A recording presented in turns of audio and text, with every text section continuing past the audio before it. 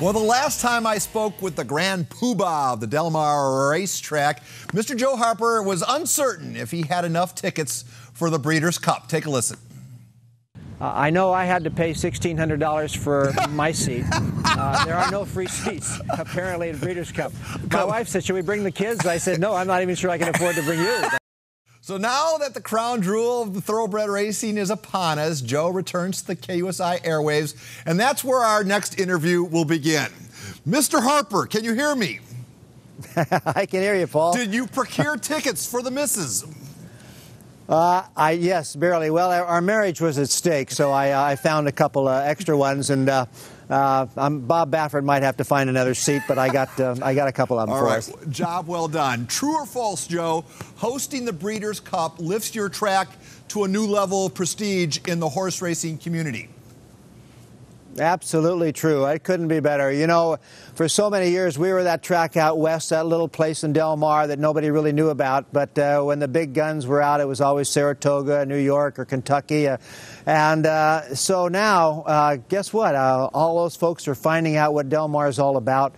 We've got over 40 horses that have come from all over the world, from England and Ireland and Japan and the Mideast and France. They're all here. They flew right into San Diego and vanned up here, which is a record for Breeders' Cup on that number of foreign horses. So, boy, I'll tell you, the foreigners found us big time, and the Brits are all over the place and having a great time. The Irish, of course, always have a good time, and it's great. I mean, the Eastern press is talking about us. All right, so I agree with you on that scorecard. I think everyone does. So does that make you extra nervous compared to, say, just an opening day or a Pacific Classic day? I mean, are you really on pins and needles trying to make this the perfect encounter?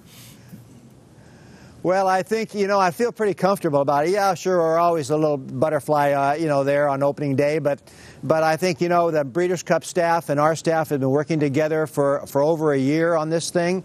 And it's really coming together. I mean, we've got all these new seats and these beautiful chalets here.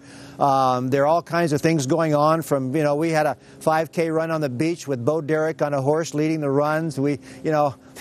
Rob Machado was drawing races yesterday for Breeders' Cup races.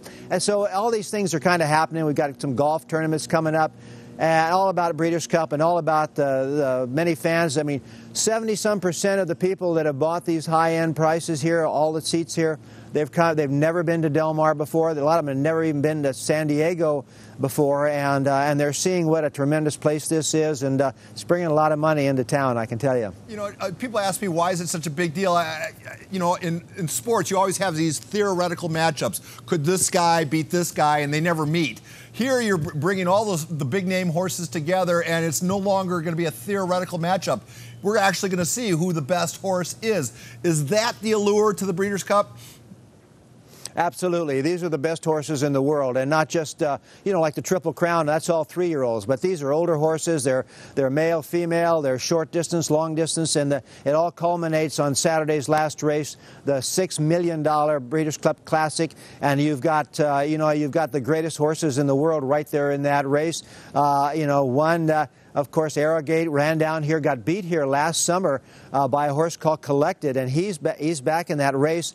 But Arrogate was closing fast on him. Now they're going to meet again. You know, you got another horse, Gun Runner, probably one of the better horses in the country, and he will go off probably as the favorite. So it's anybody's guess. It's going to be one heck of a race. You know, in your sport, if you have to ask how much, you're probably not supposed to be in the sport. I'm guessing with all the sheiks and everybody walking around, nobody has to ask how much. These are the highest of the high rollers. Is that the case? Yeah, that's certainly the case. We've got people coming from all over the world, and all the Saudi royal family who owns horses, they're going to be here, and it's going to be very interesting. And, you know, there's $28 million worth of purses up for grabs in 13 races over 2 days. And it just couldn't be better. This is the perfect place for it. I mean, Del Mar has never looked so good, and every time I run into somebody either from abroad or even from the East Coast, they say, we never knew this was like this. This is terrific. 5-star restaurants and hotels across the street. I bet you they're coming back. Yeah, well, you know, a lot of money into the economy, a lot of money going to be wagered. Can you match last year's Breeders' Cup, because you're not going to have as many people at the track? I think didn't Santa Anita do like close to 21 million on-track handle? Can you match those numbers? Oh yeah, no problem.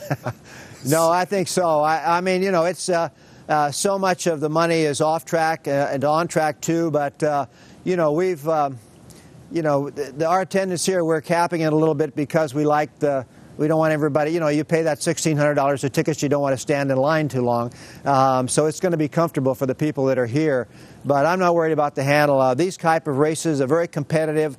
They're bigger fields. Well, I'm positive the handle will be bigger than last year's. So with that question in the air, with all that money around, what's security like? I mean, do you have to... I suspect you're going to have a couple extra people looking over the till, huh? Yeah, there's a lot of security here.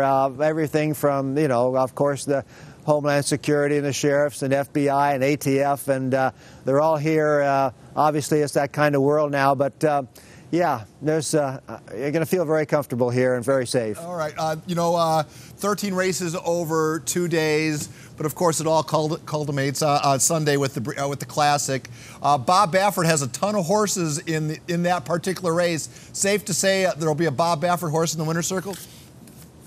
Yeah, that's right. That race is Saturday, and yeah, he's got quite a few in there. Yeah, I think 4, and maybe less. And he's got all. You know, he's so good a trainer. You know, it's always like you bet the other Baffert horse and you'll do well, which was the case in the Pacific Classic when his horse Collected beat Arrogate, his own other horse. So it's anybody's guess on that race, but. Yeah, you might look at the odds and find out what Baffert's lowest odds are, or the best odds are, and go for it. Go there. Let's talk about the Poway's Mike Rusin, the horse he's training, the one, the juvenile. Is it Bolt the Oro? Why is that horse getting so much buzz? Well, he's good.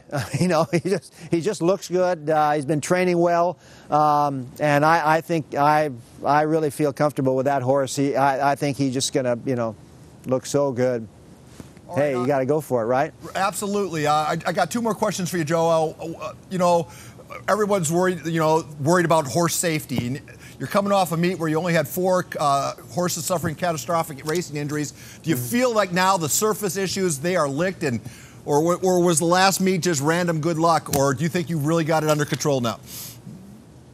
I certainly hope we do. I mean, we made some major changes to this racetrack before the summer meet, and it got great reviews from the horsemen. The track is pretty much the same way it was last summer when we left it. We've done some more things. We added a little more sand, fluffed it up a little bit more.